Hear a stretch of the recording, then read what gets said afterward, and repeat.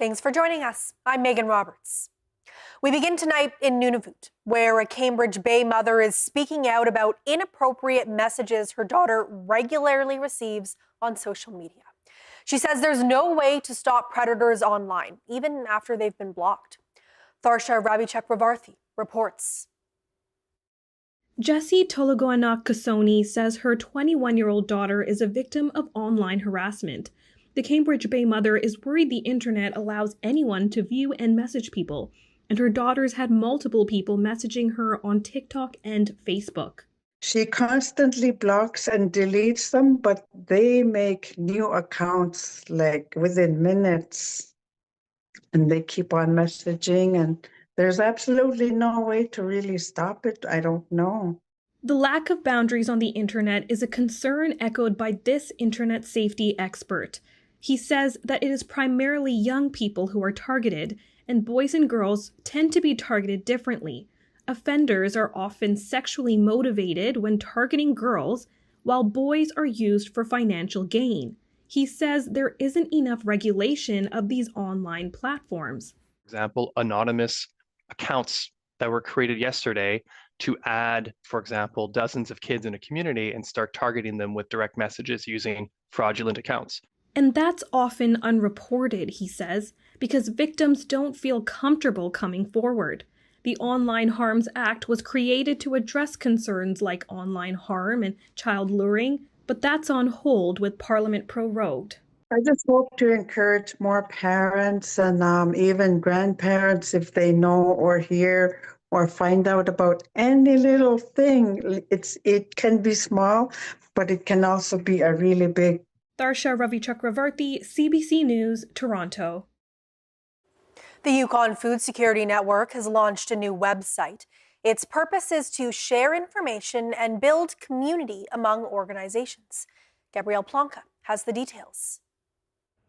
There's a handful of Yukon organizations combating food insecurity, and between them they served over 1 million meals in 2024. That's according to yukonfoodsecurity.ca. The network says this is the first time that data has existed in one place. It helps organizations plan for the future. It helps policymakers decide how and where to invest. The website's other purpose is connecting NGOs. There's a form to sign up for meetings and the network newsletter. In my wildest dreams, every organization would be connected into this. The website also has an interactive map highlighting food security initiatives across the territory. Every single community has their own food system, their own food needs, their own food requirements.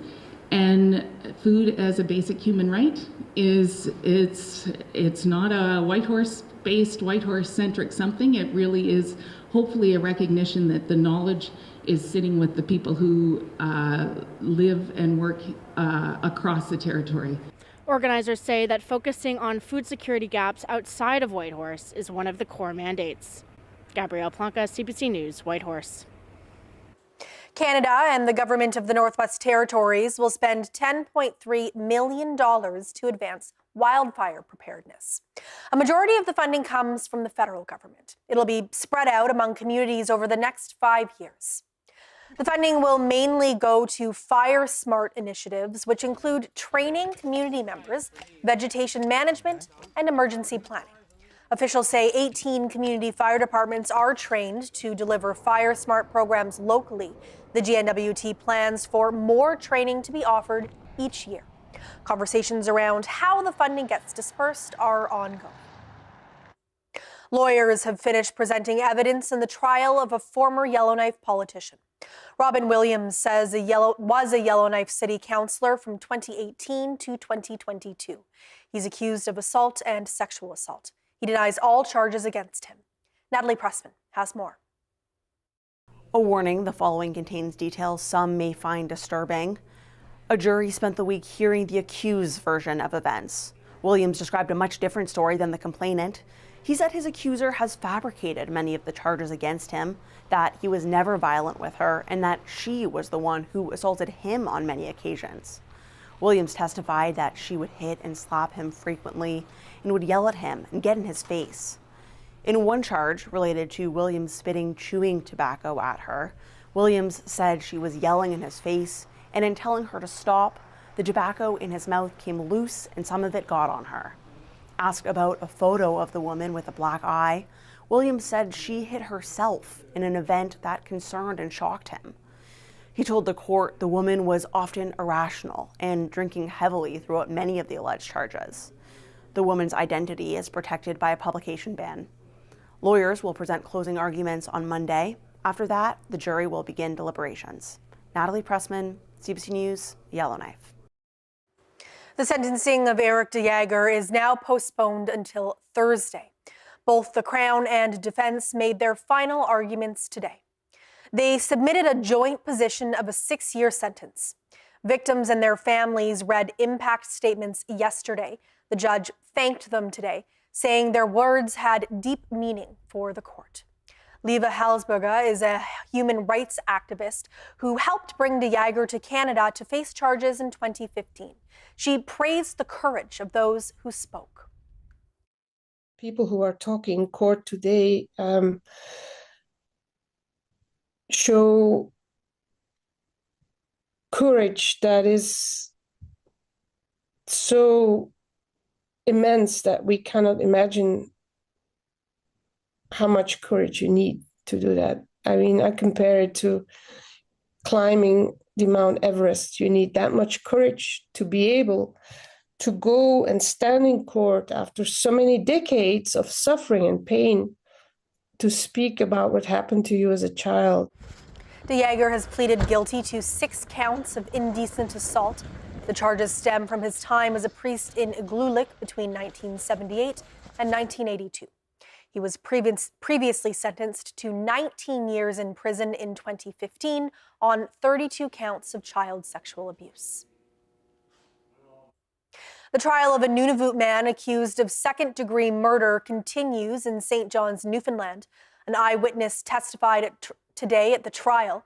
Nathan Amarudjak was present at the rented cabin in 2021, where a fight broke out between 2 men from the territory.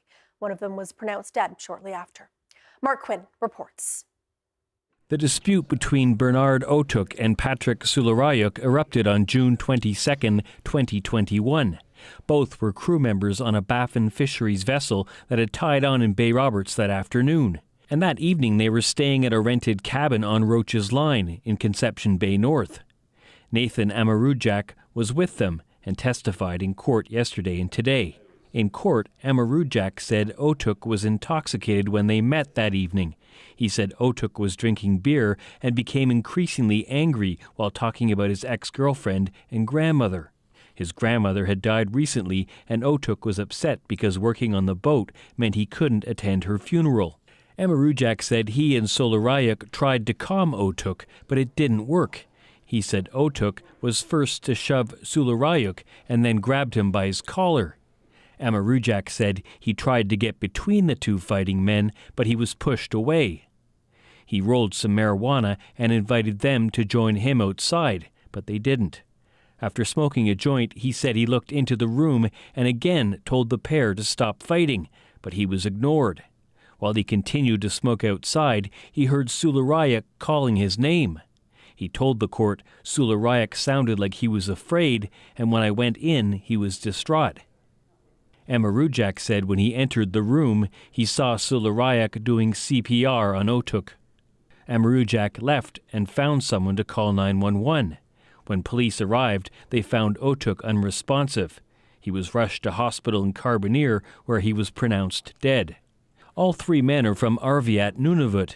Sularayuk has been charged with second-degree murder. He's pleaded not guilty.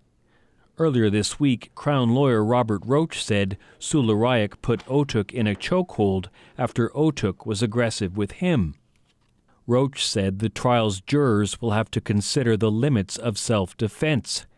We will argue that yes, Sularayuk went too far, he said. A 4th crew member, who was also in the room during the fight, is expected to testify next week. Mark Quinn, CBC News, St. John's. Police in Hay River returned empty-handed from an operation on Thursday to capture a suspect. For hours, police surrounded the Ptarmigan Inn Hotel looking for a wanted person staying in one of the rooms. RCMP say the suspect is still at large. The CBC's Nadir Hashmi reports. RCMP continued to search the Hay River area for a suspect who has evaded capture. The manager of the Ptarmigan Inn Hotel says he arrived to work around 8 a.m. yesterday to heavy police presence. Singh says officers told him they were looking for a person staying in one of the rooms. A lot of cops just standing around the door the guy was in, using their equipment, radios, bringing their canines around the room. I had a few cars outside the room, outside window. There were a few cars. Singh says officers told him they were looking for a person staying in one of the rooms. By late morning, Singh said RCMP told him they found no one and most of the officers left around noon. In an email to CBC, RCMP confirmed the person is a suspect and was wanted by the Hay River Detachment. This is the second police standoff in Hay River under a month. Police have also previously warned about organized crime in Hay River. A former MLA and a local business owner says in light of those recent events, this wasn't a major surprise to her. I think the community is feeling pretty assured that something is being done about an inordinate amount of property crime and drug trafficking and so on. Groenewegen says residents feel safer knowing that the RCMP is cracking down on illegal activities. Nadir Hashmi, CBC News, Yellowknife. The town of Fort Smith held a vigil to mark 1 year since a fatal plane crash in the community. The accident claimed the lives of 6 people, and at 6:42, the church bells rang for each one of them.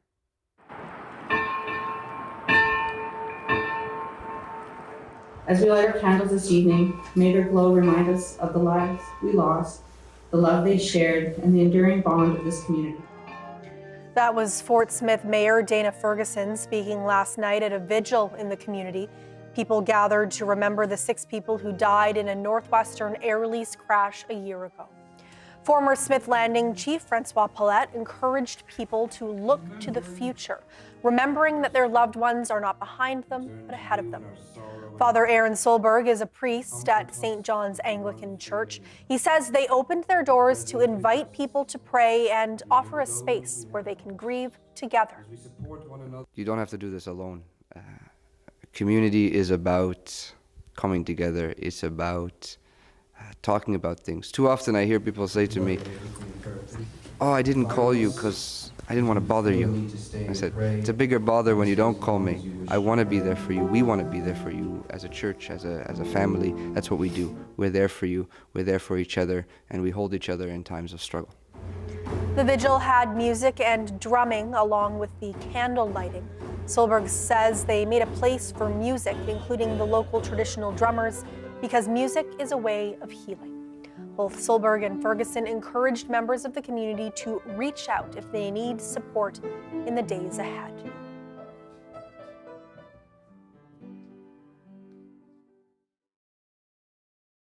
The Kanwipita National Inuit Health Survey team is going to every community in Nunavut, speaking to Inuit about their health and wellness. And every answer will help us as Inuit determine our own priorities for a healthier future. Together, we will answer the question, Kanwipita, how are we? Find out when we're coming to your community. Learn more at qnihs.ca.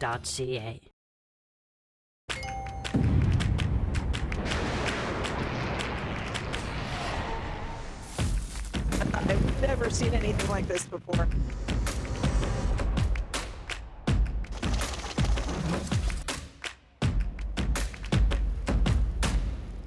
The situation has changed very quickly.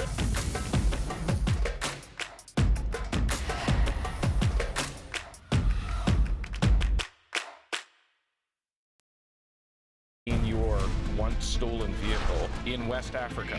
That is crazy. Jumped in a car and then off they went. I want my truck back. 300% increase in auto theft. 300%. It's organized crime, well-financed. They are selling vehicles that are insecure. They're working on it. We hear that from a lot of automakers. Yeah. We think we found your car. Oh my goodness. Wow.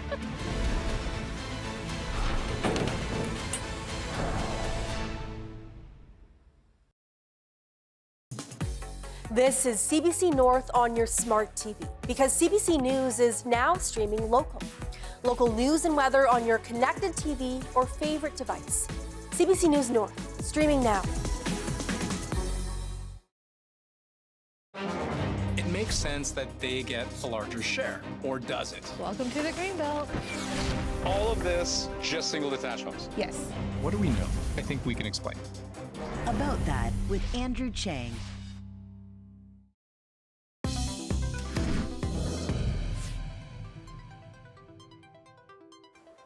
Building permits are a key part of getting housing built. The city of Whitehorse is confident it can process them quickly this year. It's trying to avoid a repeat of last summer's permitting backlog. At one point, the city was approving just one permit per day. Joseph Ho tells us about the city's work ahead of construction season and explains why one home builder remains nervous. Whitehorse has a housing shortage. We know that. It's also had issues with permitting, and it all came to a head last summer. As much as it was painful to go through, it's really helped us, trim red tape where we can, and also think critically about our policies and processes to, get homes out the door faster. So has anything changed? The city is trying to get builders to apply for permits early. Instead of being valid for 6 months, they'll be good for a year. And the city is also helping builders keep more cash on hand by changing the rules for the money that builders have to put down. The city is trying to get approvals done quickly so shovels hit the ground when spring comes. So I feel very confident that measures that we're taking are going to address this issue and that we're going to have a great year. The whole problem has been building for a few years, but really the seeds were planted in 2023. According to this report commissioned by the city, the Yukon government's contractor was late delivering fully serviced lots in Whistleban. We're talking about infrastructure for water, sewer, power. The city also introduced a new process for applications, all compounded by a shortage of inspectors at the city. And for one home builder, that was a big headache. And it caused this massive backlog. And this is something that there should have been warning about. There should have been time spent explaining what these requirements are, how to implement them. John Vogt is still nervous about the year ahead. This report says staff could be inundated by inspections. There will likely be a crunch there. And there were times this year already where we were 2 weeks to get an inspection. And the recommendation obviously is 3 days. So what does this all mean for people looking to buy homes? Well, the Yukon Real Estate Association says the impact of last year's backlog is still unclear, but it does believe that it affected supply. And we're likely going to see an increased demand this spring, and there may be some supply limitations because of the permitting backlogs. All of that means possibly higher housing prices. Joseph Ho, CBC News, Whitehorse. New funding from the federal government will go towards constructing cabins across Nunavut. The project aims to combat homelessness in communities where housing is scarce. $1 million will go towards the Iqaluit cabin building program. The project was developed at the Nunavut Roundtable for Poverty Reduction in collaboration with Nunavut Tungavik Incorporated and community representatives. The Nunavut Department of Family Services says there will be grants of up to $50,000 for materials, labor, and other costs associated with the construction. There will be an application available and we will follow the applicant's applications matching to their needs. In the application, there will be questions such as what kind of cabin will it be, how big the cabin will be, and how much it would cost and what will it be used for. That's how it will be put to place. The department says those interested can visit the Government of Nunavut's website for more details. Many Northerners use Amazon to get products they otherwise can't access, but there's a growing online backlash across Canada over Amazon's sudden decision to close all 7 of its facilities in Quebec. The hashtag Boycott Amazon is popping up on social media, but is the movement likely to gain any steam? Sharon Yonan-Reynolds reports. Amazon's announcement that it's closing its facilities in Quebec has reignited a conversation online about boycotting the company. Some people are saying they plan to cancel their Prime or Amazon accounts. Others say they even plan to return their recent purchases. So if these people are serious, that means they could be turning to other online options or even buying in physical stores. But is that actually going to happen? Let's see what people have to say about that. I think it'd be a good idea, but I don't think it's going to happen. I personally already don't use Amazon that often. I prefer to support local businesses. I'm a convenience kind of guy, but places I like to go to and I have a relationship with, I'll definitely go back to them. This consumer behavior expert says company boycotts in Canada have gained momentum in the past. He points to the closure of the Kraft Heinz ketchup factory in Leamington, Ontario in 2014, which prompted a boycott movement against the product. He says the challenge with Amazon is that the competition doesn't quite measure up. For Amazon, you don't have that many retailers that provide the same convenience, the same fast delivery, the same variety of products. This is one big inhibitor. Still, the Canadian Federation of Independent Business hopes the Amazon closures build momentum around buying local. We build a stronger economy if we are helping our small businesses. 60 cents are staying in the economy when you shop local, 8 cents with the online giants. But will that be enough to convince people to opt for local over convenience? Experts aren't very optimistic, but they do say that a lot rides on whether or not Amazon will be able to provide the same quality of service in Quebec after the closures. Will people get their packages on time? Will the same amount of stock be available? And the company has said, yes, it will. And experts say that will ultimately be the decider for whether people click confirm order or sign out. And our thanks to Sharon Yonan Reynolds for that story. Jaime Batiste is running to be the first Indigenous Prime Minister of Canada. The MP for Sydney Victoria in Nova Scotia says he has the money and signatures needed to start his bid to be the next Liberal leader. As the CBC's Luke Ettinger reports, Mi'kmaq Chiefs showed their support today. Jaime Batiste has sent his $50,000 and 300 signatures needed as part of the nomination package for the Liberal Party leadership race. The next challenge will be raising an additional $300,000 by February 17th, something the Batiste campaign is working on. I'm a poker player. We don't show our hand. Batiste became the first Mi'kmaq MP in 2019 and is running to be the first Indigenous Prime Minister.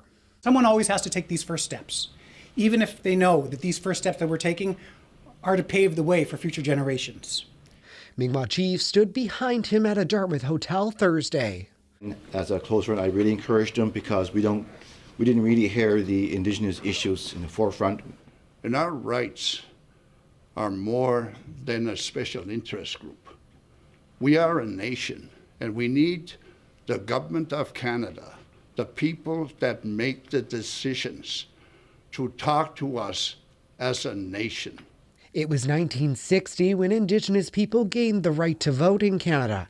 Regional Chief for Nova Scotia, Andrea Paul, says she is encouraging Indigenous people to sign up for the Liberal Party. One of the things that I always was excited about was how do we get people excited about voting? They have a right to vote. The fight is shaping up to be a battle between former central banker Mark Carney and Finance Minister Chrystia Freeland. Former House Leader Karina Gould, as well as Ottawa MP Chandra Arya and former Quebec MP Frank Baylis are also looking to be the next Prime Minister. I've always embraced being the underdog role, and every time I've gotten involved in any kind of federal politics, from the nominations to 2 elections, I've never been picked to be the winner, and so if they keep betting against me, I'll let them.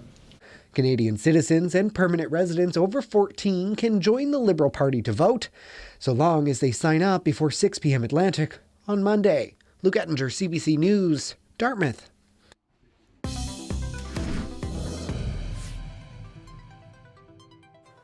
The Unai Arena in Coral Harbour has reopened, and with the new facility comes some new hockey equipment. The arena and community hall were closed for almost 2 years because of faulty wiring in the building. Ice hockey players had to play on a frozen lake nearby. The mayor of Coral Harbour says it was his priority to get them out of the cold and into the new rink.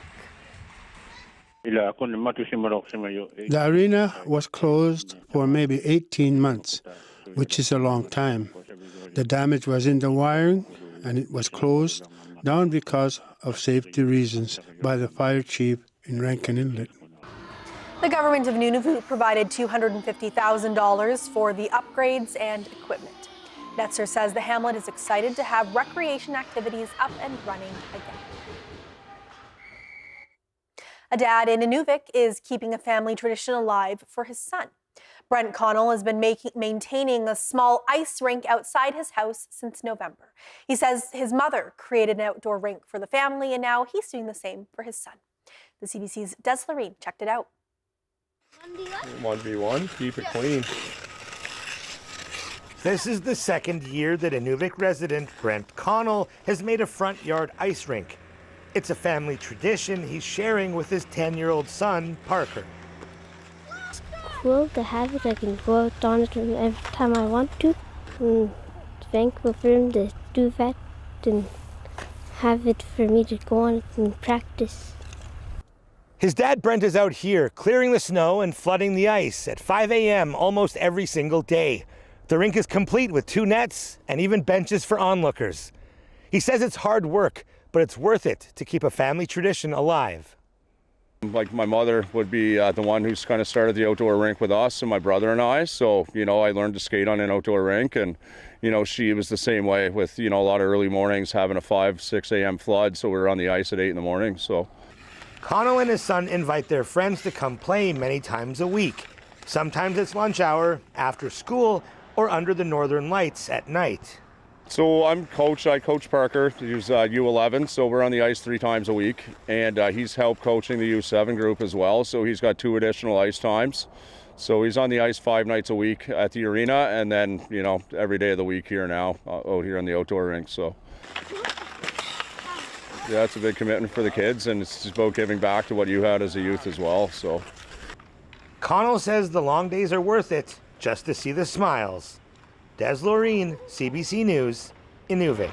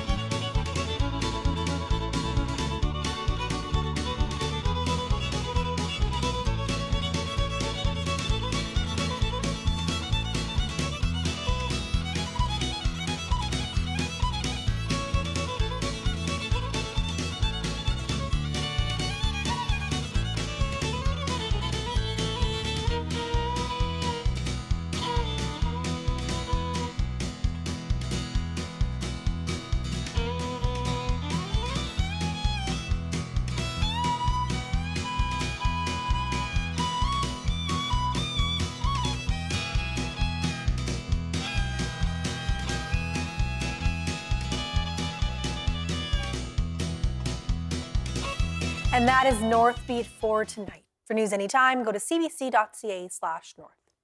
Thank you for watching. I'm Megan Roberts. Have a great weekend.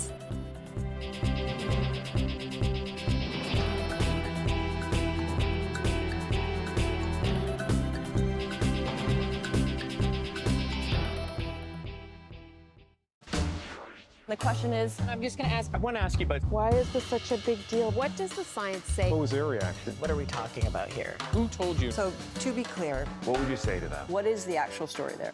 Big question is, what's going to happen tomorrow? Let's talk about some serious topics now. What should you do? What happened? What are you going through? Tell us about that moment. What she means by that. How would they have known that? What we're hearing from people is I think we can explain. This is CBC North on your smart TV because CBC News is now streaming local. Local news and weather on your connected TV or favorite device. CBC News North, streaming now. Detective Constable. Don't discount her instincts. She'll follow them with or without you. In my experience, it's best to know what she's thinking.